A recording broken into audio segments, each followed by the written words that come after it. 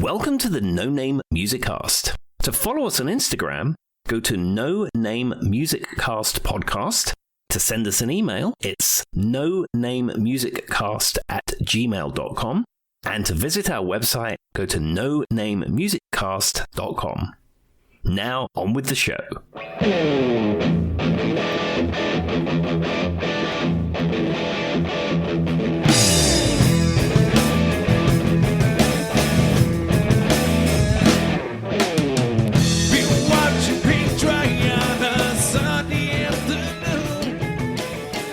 Hello and welcome, everybody. Welcome to the No Name Music Cast. My name's Tim, and this is Joy. And we are back. I mean, for you, service was not interrupted at all. You got your episodes every single week because we stockpiled a load of episodes. But for Joy and I, we actually took 3 weeks away. I was away for 2 weeks, and when I came back from my trip, which I'm going to talk about just a little in a minute, I somehow got some kind of cold flu affair. And I was coughing and I didn't feel good. So we decided not to record last week. But here we are. We are in July 8th, 2026, and we are recording again.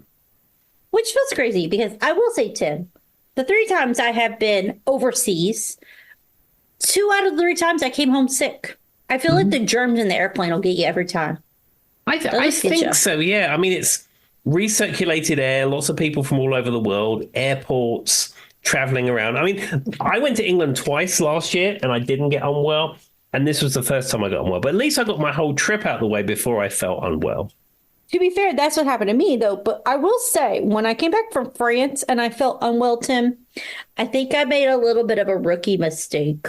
So as Tim will tell you about the air conditioned situation in the European countries, I think in a minute. It was very hot when I was there. And unfortunately, it was, 10 o'clock at night and I was warm. I got water from the tap. Soon as I drink, and the thing is not that the water in the tap is bad. Tim can explain this a little better than it. My microbiome, you know what I mean? The bacteria is different than what you get in other countries. And yeah, well, let's just say I came home very sick. Yeah, it'll do that to you. It takes you a while to get used to the water. It really does. Mm-hmm. And I had just, drank from, they always warn you when you go overseas, just drink bottled water or whatever, right? That's pretty common practice, I think, at this point. Well, it was very hot, 90 degrees, and I was dying as the American who's used to the AC, and I drank from the tap. At about 11 p.m. Had to fly out the next morning at about 4 a.m. And guess what? I spent the entire flight is, and let me tell y'all, I think it's about 9 hours, right, Tim, from generally like France to maybe Charlotte. It's depending on which way you go around, but yes, it's that kind of idea. So we went from France to Munich and then Munich to Charlotte. Yeah. I'll give you some life advice. Food poison kind of sickness is something you never want on a plane. No. Anyway, so with that being said, Tim, is there anything else you'd like to tell people before we get into music news? Well, I mean, I've got some things that I want to discuss after the fact, but I'd like you to get into your music news now. Well, my music news is just pretty small. I just thought this was fun. So did you know that Ringo Starr, one of our favorite Beatles, of course, he received an honorary doctorate for his 86th birthday? I didn't know that. I saw him on the Instagram celebrating his birthday, going, peace and love, peace and love. Which is the exact photo. Tim put a screen grab of this one I'm looking at right now of him with his little peace signs. So it's Dr. Ringo Starr to you. That's what the headline says. I thought that was cute. Most before his 86th birthday, which was technically yesterday. So July 7th, which is 7 days before my birthday. And I think 7s are like good luck or something. By the way, my birthday is the 14th. In Beverly Hills, the Beatle received an honorary degree from the University of Liverpool. He said, I want to thank the University of Liverpool for this honorary degree, for coming all the way to LA to bestow it. I'm really honored. The drummer also encouraged attendees to follow your dreams like he did. I've been thinking back a lot on my life, and when I chose to become a drummer, full time, my family discouraged me. He said, according to an outlet, and they could have been right, but they weren't. It all worked out. He continued to say, so to all graduates back in Liverpool, I send peace and love. There you go, Tim. Yep. And want to say, don't be afraid to follow your dreams and take the turn that feels right at the moment. Now, to be fair, He didn't graduate, but he is speaking to graduates. I don't know if it matters. But with that being said, I just thought that was fun. I mean, I love when I see people who've done, because Tim it is. I mean, Tim and me have talked about the different levels of education and the way people learn and things like that. And, you know, depending, I never actually read what the degree was like in. I'm assuming it's in music. Probably. I just realized it's a degree in peace and love is what it is. I just realized I just closed out of it. So I don't know what the degree was in. But I just thought that was fun. And also, of course, happy birthday, Ringo Starr. Absolutely. Long may you reign being Ringo. Or whatever. I mean, to be fair, he's kind of that guy that's known as the one Beatle who does the weird stuff. Is that what he reigns as at this point? Yeah, because Ringo was never much of a songwriter. Ringo was probably not the best singer in the group. But as I said, he's built this kind of like cult of Ringo around him. Everyone loves Ringo. And I mean, as history has shown us, Ringo was an absolutely fantastic drummer and the perfect drummer for the Beatles. Absolutely. The thing about it is, though, truly, one thing you have to think about is, you know, there's all these hypocrites, or I don't know if hypocrites, not hypocrites, or people who are over analyzing what the Beatles were. And at their core, Tim, they're pop music. Yes, they're rock, but rock is also pop. The thing about it is pop can be, you can have pop rock, you can have, you know what I mean? It just means popular at its time. Yeah. And that puts a little bit of, I guess people have this concept in their mind that just because you're popular doesn't mean you're good at things. But no, not really. And I actually have talked about ad nauseum. I enjoy Ringo Starr's solo work. And my father, controversially, he grew up in the 60s, or well, the 50s and the 60s. He kind of started to hate the Beatles because he heard them so much, kind of like we talk about Journey. Right. Yeah. He openly admits that he actually prefers Ringo Starr's solo work, and he's talked about it forever. I don't care what anybody says. It Don't Come Easy is one of the greatest songs of all time. Yeah, that is a great song. And he's had some other good songs too. But I mean, if you compare his solo output to Lennon, or if you compare it to George Harrison, or, you know, or Paul McCartney, I mean, I like George there is no comparison. Yes, he's got some good songs, but it's not in the same oh no, I'm not saying that. I'm just saying that I think he is a little underrated in that sense, and I find him very interesting. And like someone who, like my dad has said, he doesn't like to listen to Paul McCartney or George Harrison because it really reminds him of the Beatles a lot, because he was overkill, right? Yeah. He just heard it at overkill, and he said Ringo kind of gave him a different outlet that he liked. So yeah, there you go. That is fair enough. So with that being said, Tim, take it away. You have a lot to tell all the people. Okay, so this episode is going to be what's known as a UK trip recap episode with music built in. I assume that's where we were going with this whole thing. Okay, so for those of you who don't know, I spent 2 weeks in the United Kingdom. I went AC. I went there last year twice for family business, but this time was purely a pleasure trip. The main event of that was the Rough Justice reunion, which I'm going to come on to in a while. But I was able to spend time with family. I went to a couple of great museums. I went to the Isle of Wight, and I rode on a hovercraft, Joy. I've been a long time since I've been on a hovercraft, and I got to ride in one again. Do you feel as though your life has been changed? Is this like, what do you feel has happened in the last 2 weeks? What I feel like is that I got to go to the Isle of Wight and ride on a hovercraft, and it's been a long time since I've done that, and I thoroughly enjoyed it. I love that for you, Tim. And Tim, it's so cute. So let me tell you guys this. So for those who don't kind of know the history of how me and Tim started this podcast, let me give you a little bit of background. And maybe you haven't or you have heard this. So Tim was a coworker of mine, a peer, if you will. I was in the HR department. Tim was in the IT department at a different company that I'm currently at. And during COVID, the lockdown, we had been in the break room where everybody had lunch. And at one point in time, I actually was kind of mean to Tim. We were kind of combative the first time we met each other, which shouldn't surprise anybody. But slowly we discovered that, because I called him out for not being able to use the microwave in real time. But with that being said, slowly we started discovering we were related to music. We started having this banter that worked. And Tim said, well, and I had made a comment to him, I'd like to start a podcast. And I think that's in Tim's mind. And then COVID happened. We all got separated, right? As everybody does. Yep. And Tim's like, just do it. And so we did. And what's funny, though, is during the COVID times, Tim has these friends friends that he knows from England that he performed with, been in bands with, the Freak Jam, so on and so forth. That's what they call themselves. And, we talk about the different bands Tim's been in. And so I have made friends with a lot of Tim's friends that he made friends with over these years of us just like bantering back and forth. And a lot of the people actually listen to our podcast now. Next summer, me and Tim are planning going to a wedding of two of the Freak Jam members. So with that being said, it was really cute when Tim went over to England because multiple people who were members of the Freak Jam, as they call themselves, or sending me pictures of them with Tim with like a thumbs up or something. Like, he's really a real boy. I thought that was so funny. I got one from like Saz. I got one from Phil. I don't know. There's one other person who sent them to me. And they were just like, maybe it wasn't Saz. I don't know. There was multiple people, Tim, though, that you were with. Maybe it was Tomo. I think you sent me one of Tomo. Yeah. And I just thought it was funny that I was getting real-time updates of Tim. Like, you're like, this phenomenon. And England, like, he's real. Yeah, I mean, it was really nice. As I said, I've got a whole timeline that I'm going to go through. But yes, it was really nice to see all those people again. I got to see some of them last year, but there was a few people I met this time I'd never even met in real life. I don't know why. It was just funny to me, though, that, like, I don't know what the initial reaction was if they saw Tim in real time. Like, so where's Waldo? They're sending it to me on Facebook Messenger. Like, we found him.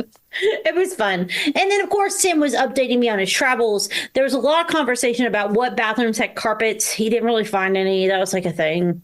No, it was mostly carpet free. I was in Mr. Bumble's.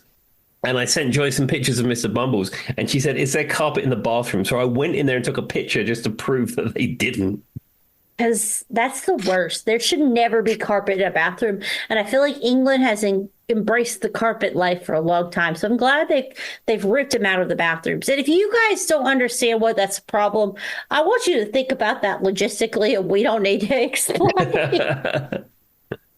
But yeah, it was fun. I was enjoying seeing everybody being like, Tim's a real person. Yeah, it was very, very incredibly nice to see everyone. But anyhow, also, let me get into the logistics of this episode and the topic. So, like I said, I'm going to talk a little bit about my travels, mostly around my musical endeavors. And we're going to talk about the songs that I performed, and we will see how it goes from there. All right. I want to know about the candy cane names, but let's go. Okay, so the first thing I want to talk about is my visit to the Freak Jam. So as I said, went to Mr. Bumble's, took some pictures for Joy.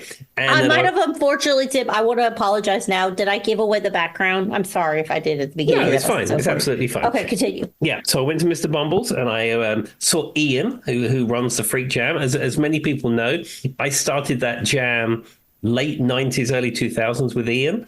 And I was the house guitar player until I left in 2011. So I have a lot of heritage with that jam. I never actually was a member of the house band when it was at Mr. Bumble's, but I played at Mr. Bumble's prior to that. Also, for our listeners, Ian does the opening of our show. The person you're seeing is Ian Husbands. That's correct. He sings Another Day, and the Another Day is from the album Swimming with the Big Fish by Frequency. And the version we use on this podcast actually it's the pre-production demo version, not the album version, because I think it has more energy. And you should feel very like you're getting the inside scoop with that one, of course. Absolutely. Absolutely. All right, continue. Sorry. So I went to the jam and I performed a number of songs. Now, the first song I performed, Joy, would be the song Another Day. Now, as we said, that is the song which is our opening song on the podcast. I didn't even know that's what he was going to say, everybody. Yeah. And when I was the house guitarist in the jam, after we released the album Swimming with the Big Fish, we always open the jam with Another Day. So, of course, I get up on the stage and the first thing I did is plug my guitar in and I played the riff to Another Day. Now, Joy, have you seen the video that I made of me performing that at Mr. Bumble's? Yes, I did. I went to get it. I have a question for you, Tim. Did you only bring one guitar? Yes, I did. How does that work? And how does travel? Was it a carry-on situation? Are you very paranoid of your guitar? I've always wondered about this. Okay, so typically when I go out and play a local gig, I take two guitars with me. It's really good practice to bring two guitars because you may break a string. Of course. A guitar may fall over and get broken. Or you might have an electrical issue. So it's always good to carry a spare. I carry a spare. When I play a gig, I have a spare of everything. Every piece of my rig, I carry a spare. So in fact, I could even build 2 rigs with all the stuff I have. But when you travel like that and you travel internationally, you sort of have to pare down stuff. What a lot of touring musicians will do, maybe will take a favorite guitar with them, and then they might rent a second instrument when they get there as a backup. That's very common. In fact, some musicians might actually just rent the whole stuff at the other end. But I wanted to take one of my guitars with me for the Jam and the Rough Justice gig, which I'm going to talk about in a minute. The problem you have is that the airlines will not generally allow you to take them on the aircraft unless you buy your instrument a seat. And that's what I was wondering. Yeah. And there's people like Joe Bonamassa who tour with very expensive vintage Gibson guitars and will routinely buy them a seat. And he's got the budget to do that. I don't have the budget to do that. What do you mean, Tim? You don't have the budget to buy a whole other seat? I'm kidding. Yeah. Continue. And the other thing is that when you fly out of Roanoke, you got the trip that I took. I went from Roanoke to Washington, D.C., Washington, D.C. to London. And that jet that goes from Roanoke to Washington, D.C. is a small commuter jet. I did the same one for Greece. It was Washington to, I think, New Jersey, but same concept. Yeah, it was tiny. Those commuter jets do not have a lot of room inside. So in a standard transatlantic jet, there is actually room to get a guitar in a small guitar case in the overhead. But they never want you to do that. But on a commuter jet, there is no space for that. So even if you could take it on the plane and you hadn't bought a seat, they will make you gate check it, meaning you take it down the air bridge, they take it from you, they put it under the plane, and then when you get to the other end, they take it from under the plane and hand it back to you, and you carry it. And you hope it's there. Yeah. So I've done this before when I've traveled, and I took the calculated risk of throwing it in checked luggage with my suitcase. That's what I was worried about. Were you scared, Tim, that you wouldn't get it back? Well, this is what happened. So I took one suitcase of clothes with me, which had my Zoom multi-effects unit. That was jammed in there with guitar cables and stuff. That was in my suitcase. Lucky they didn't think you were carrying something suspicious. Yeah, in fact, one of them got opened by TSA, and there was a little thing in there saying TSA. Did you get the yellow notice? Yeah, I've had that before. Yeah. So I've got a multi-effects unit, guitar cables, clothes, underpants, you name it. It's all in one case. Mm-hmm. And then I had my Sunburst Music Man Axis guitar. It's probably my least favorite of the Music Mans I have, but I would hate to lose it because it's a very expensive guitar to replace. But to play the music I wanted to play with Rough Justice, I needed that kind of instrument. So the cases I have, those Hiscox Light Flight cases, are actually incredibly good. You can buy like full-on hardcore flight cases for guitars that are designed for that, but these are like a happy medium of weight, size, and strength. And I've flown with them before, and they're generally fine. So I paid my extra $100 of excess baggage charge with United, and they put a tag on it, and I put air tags in my guitar case and my luggage. I was going to ask, did you tag it? Okay. Yeah, and I threw it in with my suitcase and, pray for the best. Hope for the best. One thing I did do, though, every stop on my journey, I fire up the Find My on my phone to see where my suitcase and guitar were. The people out there are like, that was a lot of converse. But I know Tim, and I'm like, oh my God, Tim brought one of his guitars. And what's funny is when I was probably about 16 years old and we were coming back from France, we were in a jumbo jet, right? From France to Charlotte. So we were in Lufthansa. And Tim knows what Lufthansa is, a German airline. I think we did stop in Munich. It might have been Munich to Charlotte, right? You went France, Munich, then Charlotte. And the guy beside me had bought an Italian style fancy guitar. And he did have it in the overhead bin. Yeah. They let him. I thought that was kind of weird, but, he was scared to check it. So I always thought about that because I was like, and if you guys don't realize this, Tim kind of really likes those guitars. I don't know if you've gotten that from this podcast. So I was concerned of what the situation was. And I didn't think Tim wanted to hold it in his lap the entire plane ride. No, I was not so much worried about it being damaged in transit because I had a lot of faith in the Hiscox case I used. I was more worried about it going missing. Now, when I got to Heathrow, I pulled out my phone and my air tags, and it said both of those cases were, close to me. Close. So by the way, go ahead, Tim. Sorry. Go ahead. So both said they were close to me. So I'm at the baggage carousel at 7:00 in the morning. My green suitcase with my Zoom and cables and clothes comes on. Great. And then I'm like, where's the Music Man guitar? And it says, is with you. And I was like, and the way that air tags work Yeah. It's not super. It's not like a phone where it has a It's transmitter on it because it's bouncing off everyone else's iPhone, and that's how it works out mhm. where it is. And then I'm waiting and waiting and waiting, and the baggage carousel stops, and I was like, "Oh no!" No. So, legendary UK customer service, I went and asked a chap who was hauling around suitcases on the And they're belt. like, And get I said to lost. him, I said, "Oh, my tag says it's here. Where do you think it is?" And he sort of grumbled some nonsensical nonsense about United customer support. And he says it's down there. So I walked to the end of the baggage hall. And before I got to United, I saw Carousel 12 oversized baggage. And what was there next to a pair of skis and a pram was my guitar. I was like, yes! Tim took it right away before anyone could say anything else. Exactly. So, but yes, and then I'm lucky to say that on the way back, it was fine. The only bit that's dodgy, and I think this is just dodgy generally, when Yeah. you fly out of the UK, out of the United States, you check your luggage at Roanoke. And the next Yeah. time you will see it will be in London or wherever your destination is. Yeah. When you're flying from London to the United States, the minute you hit the TSA system, you clear customs, you have to reclaim your bags and You're then right. That did happen. yeah, and then you check them back into the TSA system. You know, I've never even thought about that, but you're right, because when the last time I flew out of the country, I went from Charlotte to Roanoke, or no, I went from Charlotte to like not Roanoke, not New York, not New Jersey. Like it was like a little stop off, right, Tim? Yeah. And I never saw my baggage. And then we went to Munich because, and those who don't understand about the whole Germany thing, I don't know how Tim always gets away with it, but every time I fly overseas, I end up in Germany. And it's like one of the main hubs or whatever. So, Yeah. it's usually Munich or Frankfurt. And they're big airports, and you're there for a long time, to be honest with you. A lot of times your like layover is like 8 hours. And I always bring up Hulu and try to figure out what they're watching overseas or something on my tablet. But you're right. I didn't see my luggage at all. No, I just hoping pray it got there. Yeah, it's a TSA regulation. When you hit the US TSA system, you have to reclaim it and then check it back into the TSA system. So I get to Washington, D.C. I clear through customs very quickly because I have a US passport. Very simple. Welcome home, sir. All that kind of stuff. And then I collect my suitcase and guitar that come through the carousel. I had, again, air tagged it. I knew they were there. No problem. And then you sort of walk a very short distance and then you hand them off to someone who puts them on a belt, and then that goes back into the airport system. So I've got a suitcase in one hand, guitar case in the other, and this is on the way home.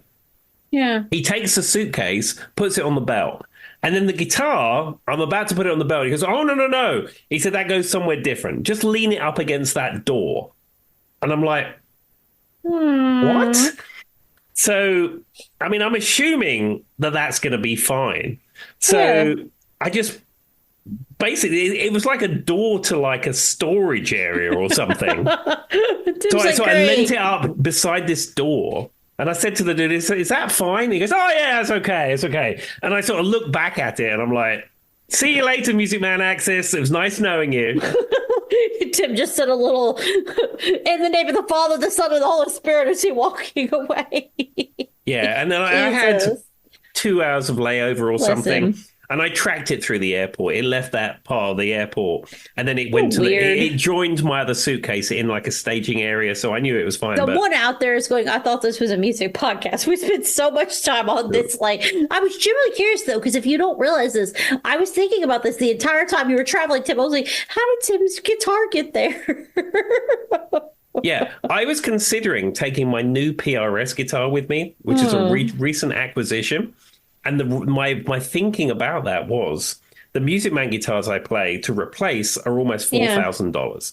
This is a $1,000 guitar. Now, I wouldn't want to lose any of them, but if I was going to lose one of them, I'd rather lose one that I've had for 5 minutes that's easily replaceable than one that I've owned for 25 years and is very expensive. So, in all your years of traveling, Tim, have you ever just like used one of your friend's guitar when you got over there? I did Does a that ever gig in happen? Belgium once, and I did that, but I just Was it your favorite? I mean, I feel like you're more comfortable with your own. Yeah, I really wanted to play my own guitar, so that was the reason I did it. Have you lost anything before we move away and actually get back to music ish because it's sort of a music podcast by definition, I guess. Have you ever lost anything? Have they ever lost your bags, Tim? Have you lost your bags traveling? I've lost. Yeah, well, they've been delayed. I touch wood. They've never been lost. They've only ever been delayed.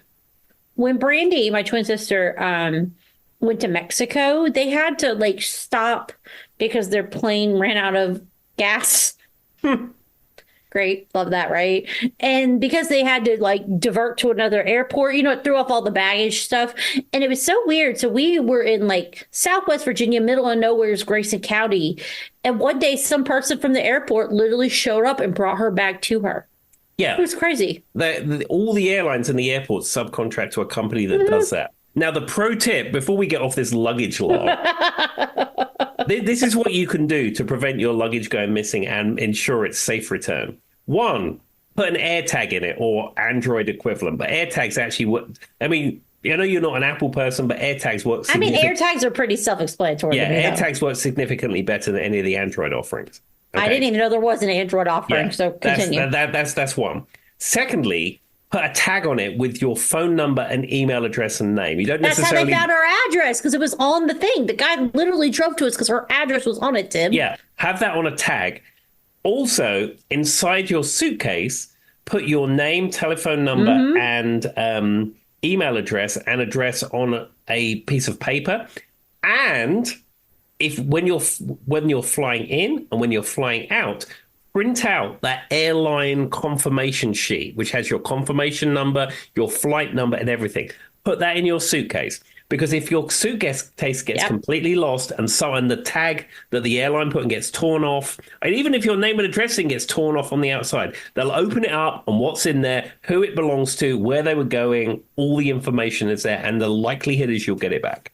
So that's literally how they got to our house, because like it was kind of like one of those things where like craziness had happened and so they had to divert to a different airplane. You know what I mean, Tim? So much happened. And they got home late and like they literally like they were just like they didn't even worry about luggage. It was like we made it home safe, we almost died. Pretty much kind of situation. Yeah. And my father, Jim Morrison, basically gave all the advice Tim did. And the other one he gave the advice to was whenever I've always traveled is multiple copies of your passport. You don't have to have the physical passport, but if something happens and you lose your passport and you have to go to, what is it, Tim? The embassy. Yes. You have to go there. You at least can have a copy of what it would look like with all your numbers. Like he literally, every time I've ever left the country under 18, Tim probably sent me with like 18 copies of it. I swear to God. Always helpful, Joy. It is. And then he also preached to us about, locking your other one up and don't. It was a whole thing.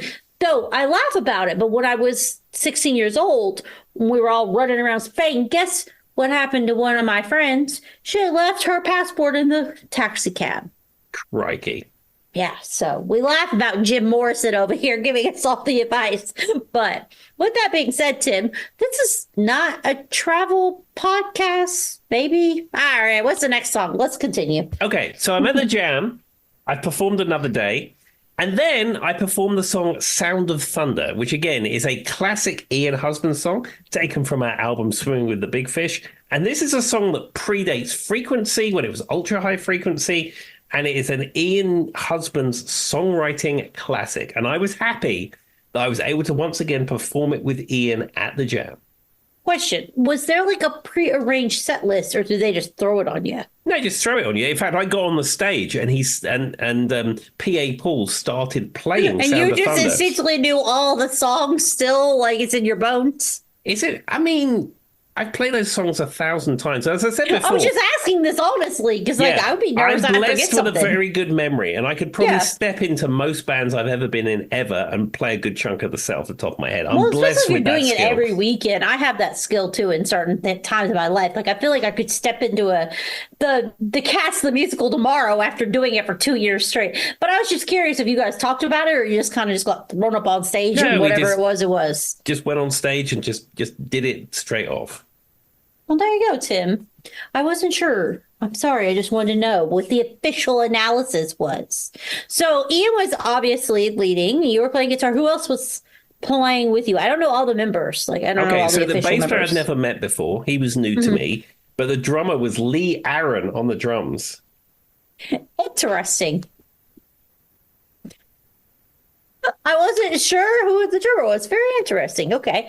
So have you played with Lee before? I know you know who he I was is, in but a have you played band with him? several bands with him. How old is Lee? I Because think he's I've like never gotten 30. He's perception. like 30 at this point, I think. So was he 10 when you played with him before? He was like 14 or something when I first started playing with him. Jesus, when did he start playing the drums? Because I When feel like he's younger than I am. he was about 13 or 14. Because he's like, if he's 30, for perspective, everybody, that's like 6 years younger than me. And Tim's like 107. So if Tim was playing in a band, Tim's like, why do I always have to take the hits on my age? It's like, I just want everybody to never know how old you are, Tim. 1 minute you're 20, the next minute you're 107. But I'm just like, you played in a band with Lee? Like, he seems so young. Yeah, no, I played with him when he was a mere boy. Was he good? Yeah, he was always good. Oh. So I know his dad was like into music. Is that how he learned to play? Yeah, I mean, his dad has encouraged him to play and facilitated that he can play and do that as his job. Interesting. Well, that's a debate I don't want to get into. So with that being said, I just didn't know who was playing. The only other Freak Jam drummer I know is Rob McGregor. Right? Is that his name? Yeah, is there met any Rob. other? Yeah, I met Rob McGregor at the Rough Justice gig. That Carr. His last name's like Carr, Robert Carr, something Carr. Doesn't he play the drums? I think so, C-A-R-R? but he wasn't there. No, I was just asking. Like, is there no other drummers? I can't remember because I played music and stuff, and then I went Well, and I'm just saying, maybe the Freak Jam needs to recruit some new drummers. and chatted to a lot of people. But anyhow, I was like, continue. We got distracted.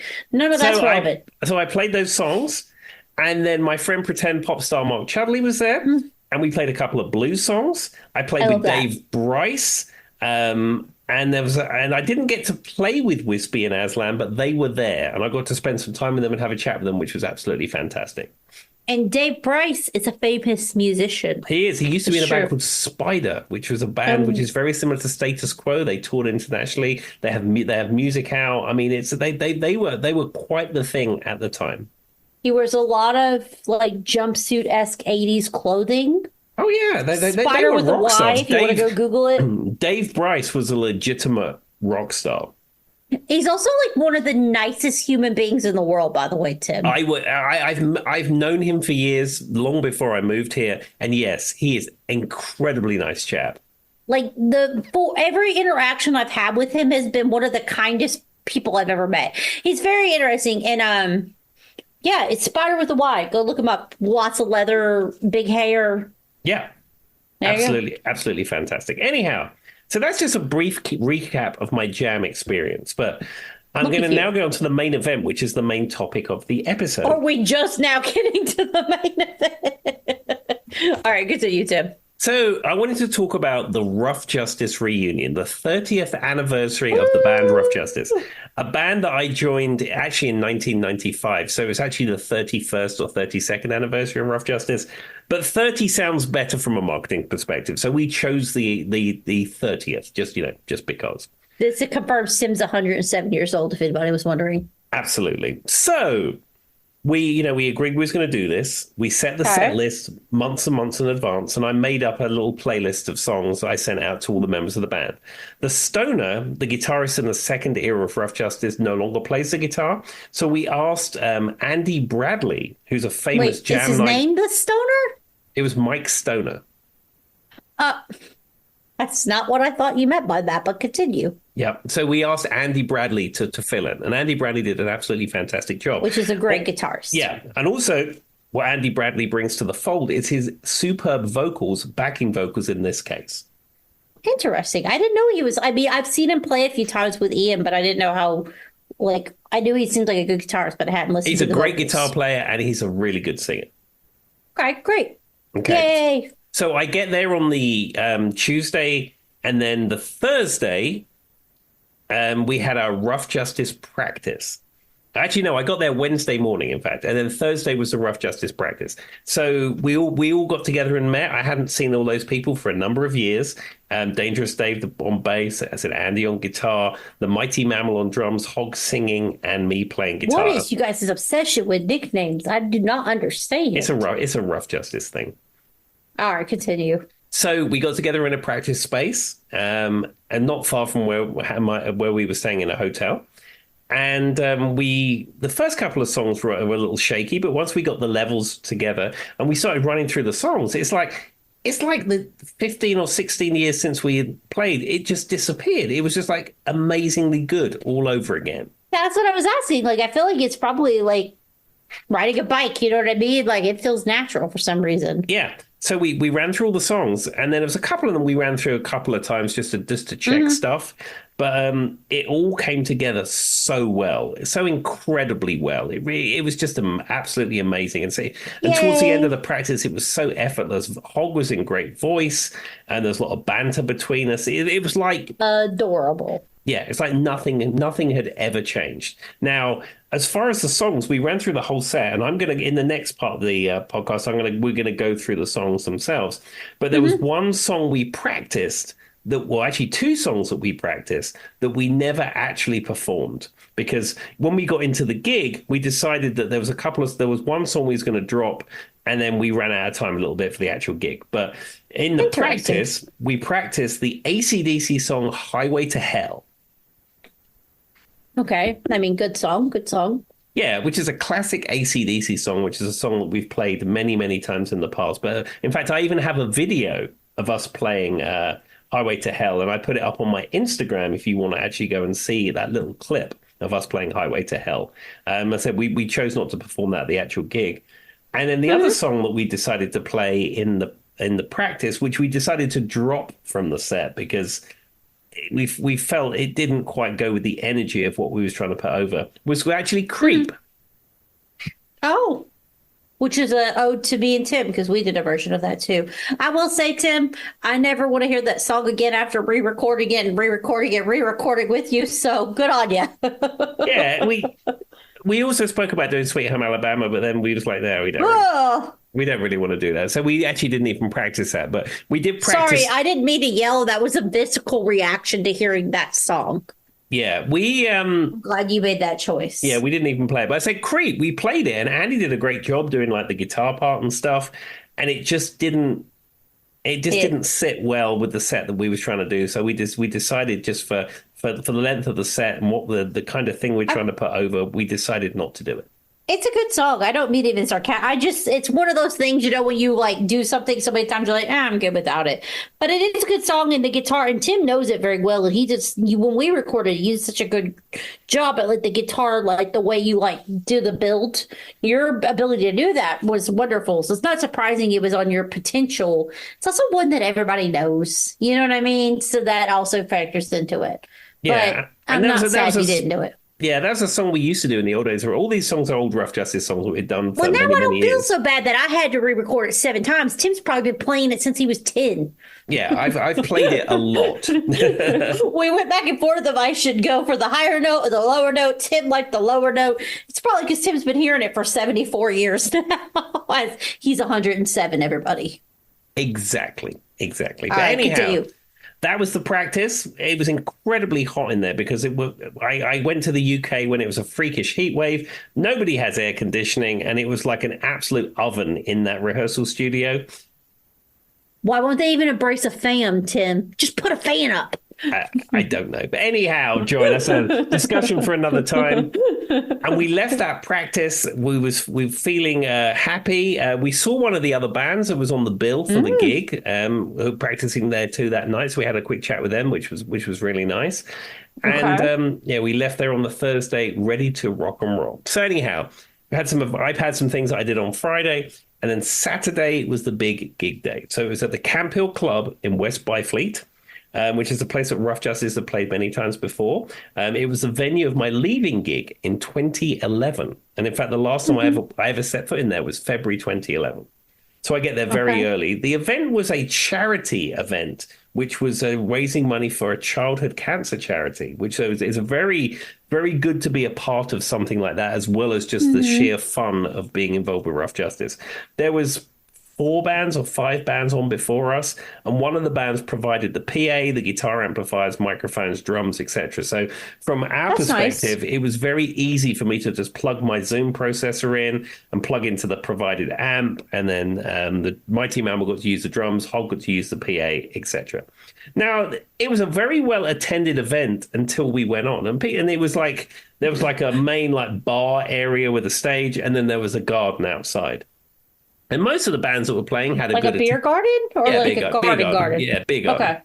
And a lot of the bands had very good attendance. Some of them were incredibly good. All the bands were good, but some of them were incredibly good. Okay. And we were the penultimate band of the day. So we set up and we're ready to go. And this place was packed. Everybody that was in the beer garden came in. There was probably a couple of hundred people in this small room. Go, Tim, go. Go, yeah. Tim, go. The anticipation. Did you give a shout out to the No Day Music Cast? I'm kidding. The anticipation for this reunion was high. And I just want to thank, if you're listening to this and you came, thank you. Because the fact that you came out to support the charity, most importantly, and come to this Rough Justice reunion gig was absolutely fantastic. The alcohol helped too, I'm sure. Yeah, it was such a good event. So I love that. That's adorable. So, in addition to playing the music, obviously, I got to see a lot of people who I've met before, and a lot of people I'd never met in real life previously, like Wispy, for example. I'd never met Wispy in real life before, and Tomo, I'd never met him before. An episode of our podcast one time. Absolutely, but see him in the flesh in real life, it was fantastic. But it's cool that you got to meet him. Yeah. Yeah. Absolutely. So what I want to do for the rest of the episode is I just want to go through the set list song by song, and I'm going to read them out to you, and then, we can see where it goes from there. Yeah, let's do it. Okay. So they're not in actual order of that we performed them, because Hog had a set list on the stage, and I don't know what happened to it after the fact. So I've just got the list, the master list, which I'm going to work from. So one of the songs we played was Enter Sandman by Metallica. Now, this is a song I've played many times whilst living here. So the interesting thing is that nobody listening would know about the fact that when I perform it here, it's the theme music to the Virginia Tech Hokies. Yeah, that's what I was thinking when you said that. I mean, you've been living in, we've talked about on the podcast, Tim went and saw, Metallica just a few days, what was it? Feels like a few days ago, a few months ago, literally. And that's just what it is, know where we are. Also, how did you start playing Enter Sandman when you were in England, or is that more of an American phenomenon? Was that a normal song you guys played? No, I mean, I've got a video of me performing Enter Sandman with Rough Justice in 2007. Oh, okay. I think I may have played it before that. It was something we used to play at the Jam, and people liked it because it was a popular rock song, not for any kind of college football team association. Which is funny because Tim could know nothing about the footballs and the sports or any of that things. No, I have there's nothing that interests me, and that's nothing that's on my sphere of interest at all. But yes, it was interesting to perform that, knowing what I know about that song and the fact that people were just enjoying it just for the sheer love of playing a Metallica song. But here, it's like you play it, dong, bang, bang, bang, bang, and everyone just says, yeah, go Hokies. And we got to break sound barrier or ozone layer or whatever we do jumping so hard, right, Tim? It's the stratosphere. All right. Well, I do think that's funny, though, that you're kind of in that weird phenomenon. All right, what's our next song? Okay, we actually opened this song, and this is the song by Bad Company, and this is Wishing Well. I thought for sure you were going to say, this is a song by Bad Company. Bad Company. No, that is a great song, but no, we didn't perform that. It's the song Wishing Well.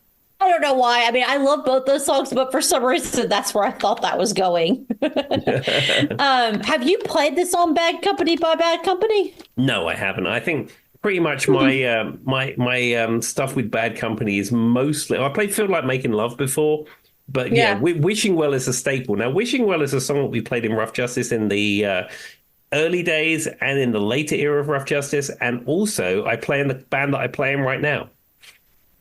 Well, I mean, it's a song about being good friends. So it really does equate to the situation you were in, right, Tim? You guys have kept in contact for so many years, which is I found fantastic. I am a big fan of Bad Company. I think they're very underrated as an artist, and people don't talk about them enough, to be honest with you. But I don't know if that's an American thing or if it's a UK thing or if it's across the board. Nobody talks about them. But I do find them to be vastly underrated. Yeah, I mean, Paul Rodgers is such a great singer, and I think he is recognized as being a great singer. Maybe, but you don't hear it, on the CVS. I'm dedicated to my CVS playlist, and I just don't think Bad Company gets enough playtime. Well, maybe. I don't know. They have to boot out some of the yacht rock, Tim. I think at this point they're probably adequately rated, I would say. Certainly WROV would be playing a Bad Company song right about now. Well, I'm not listening to WROV, WROV, the Rock of Virginia. What the world was my brain doing? Because I know what it said, but I said everything but what it was. But I'm not turning them on because the guy who hosts that show also just sounds like a person that I don't like. Ew. Well, I will tell you, John Boy and Billy no longer do the breakfast show. They don't. Okay. Well, as long as we never become a morning Zoom show on this podcast, I'll keep doing it. All right. What's our next song? Okay. The next song we played, I think was actually the second one we played in our set. This is a classic. I played this with Utopia at Lambton School in 1991. This is All Right Now by Free. All right now. I mean, now this is definitely playing in a CVS somewhere. Oh, without a shadow of a doubt. A song that I have heard ad nauseum for years. So is this a song you played across the pond, I guess? Yes, it was a song that was played in the early days and later days of Rough Justice. It's played at the Jam. It's played in cover bands. I played that to death. And then again, in my current band, Night Wings, yes, we're playing All Right Now in that too. I guess if you looked it up, it's probably like the amount of money they've surely made off of that song. It's used in everything. Yeah, it became Bad Company from Free when Paul Kossoff died, I believe. Is that what the line was? I never quite understood when they kind of transited over. Yeah, I mean, it's not the same. It's a different band, but I mean, certainly the passing of Paul Kossoff made Bad Company what it was. I mean, that makes sense. I just know that there was that transition. Absolutely. All right. Well, what's next, Tim? So the next song we performed was an absolutely rip-roaring version of Live and Let Die, the McCartney classic. Now, this was one of the songs in practice that we had to go over a number of times because it has a number of time changes. It has a key change in it, and it has a few very, very different parts. And a lot of local bands learn the Guns N' Roses version, which is slightly different to the Paul McCartney version. And the version we used to do in Rough Justice was a little bit different, but we practiced it 3 or 4 times. And it's fair to say when we got to the gig, we did an absolutely rip-roaring version of that. I mean, that has got to be a fan favorite, too, because I can't think of a song that, if it's done well, sounds better than Live and Let Die. Yeah. So I'm happy that you did that. Yeah, and people absolutely loved it. I mean, I said we were lucky to have the audience that we did for this gig, and people were just loved it. And a lot of people told me afterwards, it brought back so many memories of gigs and things from a number of years ago when Rough Justice were out there all the time. I mean, and to be fair, that was actually in 1776. Obviously, as Tim is 107 years. I'm just making up numbers now. What year was that, Tim? A number of years ago, Joy. I just want to keep up the allure that Tim is 127 and or 10, also 107 all at once. I don't know. By the way, with that being said, that's a great song choice, though, because I've never heard a local band play Live and Let Die and honestly do it well. Yeah, we used to do a great version. But it's true. We did a good version. I said I've got videos of it. I haven't had a chance to edit it yet, but I will be posting that to my social platforms when it's done. It's one of those songs that has a mind of its own, and I think Tim would agree with me in the sense that it builds so wonderfully and tells almost like I don't know if it's a soap opera, an orchestra, or whatever you want to say, but it has like a mindset of its own, and if it's done well, it's like, you know what I mean, Tim? It's almost cathartic in its own way, for lack of a better way of saying it, because it builds so well. But unfortunately, I've never really heard a band do a good job of it. Well, there we are. If only you could have been at the Camp Hill Club, Joy, you would have heard it. I'm waiting for the video. I actually know this, though, because Tim would be honest and be like, it was okay. If Tim says it was good, it probably was really good. He's not one to like be like, there's been times in life when Tim was like, I performed, but it wasn't that great. So I'm very excited to hear that. And I love that that was one. So with that being said, Tim, was this towards the end of the set, I would imagine? It was somewhere in the middle, I believe. It was towards the sort of the beginning, middle of the set, if I remember Feels correctly. like an end of a set kind of song, but maybe I'm wrong. All right. What's our next song? Okay, so we was lucky to have the original drummer of Rough Justice, Taffy, Selwyn Brown, or as we call him, Taffy, was in the audience, and he came to the gig. So we got him up for one of the songs, Rob the Mighty Mammals Step Down, and we did a blues song, Stormy Monday. Now, the reason we did that is that we wanted to sort of represent the old era of Rough Justice. When Rough Justice started, it was a rock and blues band, and then as the years went on, it basically just became a rock band. So, and getting to play that with Taffy was a lot of fun, and throughout the entire gig, he was banging his tambourine all the way through. So he was almost playing percussion throughout the whole gig. But certainly for Stormy Monday, he did perform that song with us. Do you mean like the BB King song, Stormy Monday? Yeah, it's like a traditional traditional blues song type thing. I've only ever heard it once or twice, but that's the only person I have a reference point for where the song comes from. So interesting. So when do you think the transition from like blues to just rock happened, or did it just kind of naturally happen? It kind of naturally happened. The other guitar player in Rough Justice when I joined was Russ, was very much into the blues. But we found that, the rock stuff went down much better, and we ended up just playing rock music, basically. I mean, it makes sense. It's a cover band, I imagine rock music is probably your... And when we say pop and rock, we're discussing rock music can be pop. Popular rock music is probably your bread and butter. Absolutely. So that makes sense. All right, well, what else we got? Okay, so unfortunately, or fortunately, depending on if you like the song, we had to play one half of the confectionery section. And we played the song I vowed never to play ever again, Sweet Child of Mine. Now, this is a song I'd be very happy never to hear again, let alone ever play again. But it went down incredibly well. Now, I do play this song in Nightwings currently. Nightwings do it in a different key to Rough Justice. And for the last 3 months with Nightwings, I've played it using a detune pedal. So when I got to Rough Justice, I didn't have to stick my fingers in a different place. It was a whole head thing. But we played a great version. People seem to like it. I played all the leads on it. It went over very well. What key is the song normally in? I actively avoid this song, Tim. Okay, the song, certainly the beginning of it is in the key of D. Yeah. But what they do on the record, they're playing like open chords, but they tune their instruments down one semitone. So it sounds like it's in E flat. Yeah. That's common, actually. Yeah, a lot of rock bands will tune down a semitone. In Rough Justice, we played it in the key that they're actually playing it in. Nightwings plays it in. It's all over the place. So is it just modulating for the singer, basically? Yeah. So I used a drop pedal when I used it with Nightwings, but in Rough Justice, we played it in the key, and everything was fine. I mean, it is a quite high song, and depending on who your local band singer is, it'd be better to modulate than try to overdo it and they can't hit the notes. Exactly. But, Hulk and Hill still hit those notes, so we just did it in the original key. That's fun, though. Like, you didn't have to make all the extra effort. If you have to play the song, I mean, you might as well. It's one of those songs that, for me, I know we joke about the confectionery. I could take it or leave it. It's not as, like, for me, I have my, my anti-Sweet Home Alabama, my anti-Journey. For me, it's kind of like, it's whatever. Don't really care.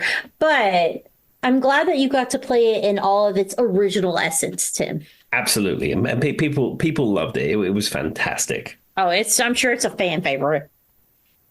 Also, if it's like 1 a.m. and they've been drinking, everything's a fan favorite, really. Well, I mean, we played in the afternoon. We didn't play in the evening. The gig was done. We did say there was a beer garden, so that makes sense. The gig was done by 7:30 or something. That's so early for the UK. They have like 17 hours left of drinking after that. I know. All right, what's next? All right. One of the other songs that we played was the Beastie Boys classic, Fight for Your Right to Party. Which is actually supposed to be sarcasm, and they don't actually think you should fight for your right to party. But it has become an anthem. Absolutely. We played that. I got my feedback going on my guitar, and it was it was great. Again, this is a song that I've played here, actually, in I was Whiskey gonna River. ask. Sorry, what were you gonna say, Tim? I'm As I sorry, said, I didn't. it's a song that I've played here in Whiskey River many Yeah. times. So it was one of those songs that I was surprised to find people were playing here, that I played in bands back at home. It's a whole thing. I feel like the Beastie Boys are pretty, like most people, at least from someone who grew up in Southwest Virginia, like their mainstream hits are known. Fight for Your Right, what's the Brass Monkey? That Funky Monkey. You know what I mean? That kind of stuff, or Chunky Monkey, whatever they say. I feel like the Beastie Cheeky Boys. monkey. Oh, cheeky monkey. Such a cheeky monkey. Whatever. I don't think that's what they're saying, Tim. Oh. But what I was going to say, though, is I feel like for most people in Southwest Virginia, they at least know like 2 to 3 hits from the Beastie Boys, unless they go down the rabbit hole. Yeah. Really. So that's surprising. I don't know how popular they are in Europe, but they're definitely kind of like UK. I use UK and Europe simultaneously, and someone out there screaming, going, Joy, it's not the same. I know it's not the same. I'm American. We don't know geography. It's over the ocean. I'm doing my best here. I'm doing my best. One minute you're United Kingdom, then you're trying to Brexit. You were telling us to throw our tea in the ocean. I don't know. I'm American. We don't know anything. It's a whole thing, Joy. Anyway, continue. All right. Go ahead. What's your next song? Okay, so we couldn't do a Rough Justice set without an AC/DC song. And as I said, we performed Highway to Hell in practice, but we didn't do it. But for the gig, of course, we did a whole lot of Rosie. Now, this is an absolute favorite of mine with Rough Justice, just because of the way that Hogg sings it. Also, it's controversially much better than Highway to Hell. I would 1,000 times better, Tim. I would agree with that. As you guys know, a secret, nobody would know this about Joy because she listens to the Spice Girls on the weekend, did the whole episode. I was the one who wrote the AC/DC episode for the podcast because I'm a secret AC/DC aficionado. Whole Lot of Rosie's a much better song. Yeah, I don't disagree. And it's a great song, great to play it. Though I will say, John the Hare, who was there, reminded me that I play the riff to Whole Lot of Rosie wrong on guitar. John the Hare continues to be correct, but I continue to play it wrong. What an interesting statement. What do you do wrong, and what does he want you to do differently? No, I play da-da-da-da-da-da. I play the single notes. And when Angus plays it, he plays the chords. I mean... okay, that makes sense. It sounds slightly fuller if you play it the correct way. I find I can get the speed up better the way that I play it. But yes, John the Hare, for comedic value, did remind me, as he often would back many years ago, that I play the riff to Whole Lot of Rosie incorrectly. I mean, to be fair, of course, if you play chords, you're going to get a more full sound, right, Tim? You're playing multiple notes at the same time. But as Tim has alluded to on this podcast, when you're playing for a bunch of people who just are there to dance, I don't think they're paying that close attention, John the Hare. You know what I mean, Tim? Well, unless you're John the Hare. I mean, that's what John the Hare does. I mean, it's fine. To be fair, Tim has actively admitted on this podcast there's many songs he didn't know what he was doing and has strayed his way through it and moved on and no one noticed. I mean, there we are. I'm kidding. We've got to be getting close to the end of the set list, right? Yeah, there's only a few more songs left. So we did our fabled and famous Who medley, a medley of 2 songs. So we open it with Pinball Wizard, and then we close the medley with Won't Get Fooled Again. Now, when I started the opening chords of Pinball Wizard, people actually started shouting out because they were very excited about that. Pinball Wizard is great. Won't Get Fooled Again is absolutely a real favorite of mine to play. On the real track, there's like a synthesizer part, and I've worked out how to play that on guitar using a phaser pedal. I may or may not have got that from a Van Halen live album, just saying, but I've managed to figure out how to do it. And the fact that I was able to play it one more time with Rough Justice was very exciting. So I would say pinball. Tim says, how do you say it? Pinball. pinball. I feel like you say the word ball differently than me, but that's a debate for another time. With that being said, I love that song. I absolutely love that song. I love all versions of this song, as those who we've talked about ad nauseum, multiple versions of this song. It's probably, if I were going to rank one of my top 10 songs in the world, I would actually put it up there. Okay. I could listen to that song in my sleep. I like the Glee version, just so everybody knows. And Obviously. in the Glee version, they may have been wearing the big shoes like you kind of see, as Tim has talked about in Tommy in the Elton John version. There's like a little bit of an allude to that. I can listen to The Who. I can listen to Elton's version. I can listen to the Glee version. I absolutely adore that song. So controversially, I would have been one of the ones probably yelling when that started. Other song, not so much. But I probably get why you like playing that a little bit more, because you probably don't play it as much as Pinball Wizard. No, absolutely. I mean, I love playing Won't Get Fooled Again. I've attempted to put it in a band since I've lived here, and it didn't really go down well, if I'm being honest with you. But it is a Rough Justice staple of the set. It's a classic, and people love our Who medley. Unfortunately, in Southwest Virginia, when it comes to the Who, I think the knowledge is not there as much. Like, you get Bubba O'Reilly and the grocery store singing "I Can Go for Miles and Miles and Miles." My PTSD still stands. Anyway. There we are. Well, luckily we didn't play either of those. Touche. All right, well, what else we got? Okay, two more songs. So we played the Oasis song, Don't Look Back in Anger. This is a song I have actually put on the social media channels already.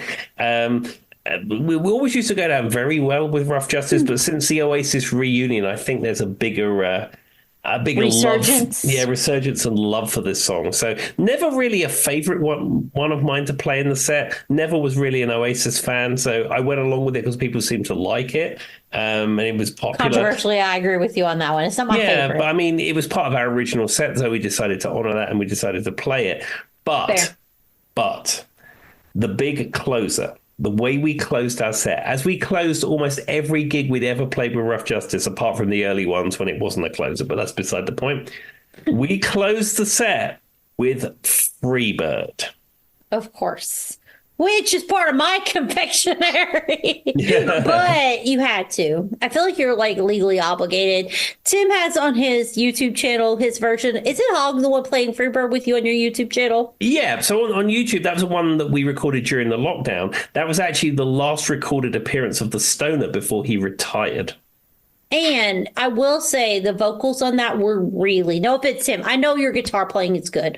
I mean, I know that, but the vocals on it were really good too. Because when it comes to a lot of, I will say this, when it comes to a lot of local bands, especially in Southwest Virginia, where we do tend to struggle a little bit, a lot of times is the singers. Mm-hmm. And you get people trying to sing Freebird, or you get people trying to sing Purple Rain, or whatever it is, right? Yeah. And they have to modulate, as Tim spoke about earlier.